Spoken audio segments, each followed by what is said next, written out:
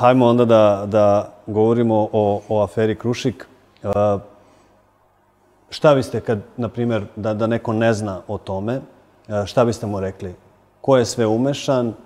Zašto je to toliko velika afera? Neko kaže da je to najveći udarac koji je vlast primila od 2012. godine.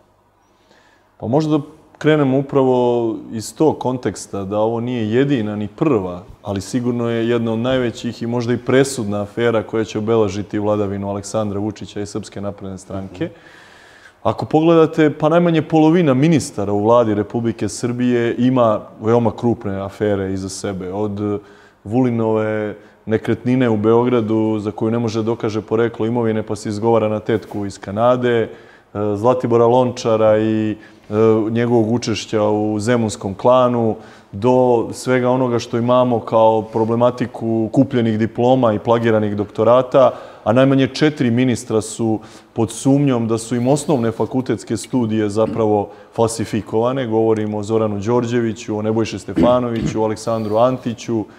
Dakle, imamo jedan toliki broj afera da je ova vlada odavno morala da padne i da ova vlast jednostavno ne bi smela da opstane sa tolikim brojem afera, korumpiranih i kriminalizovanih delova ove vlasti.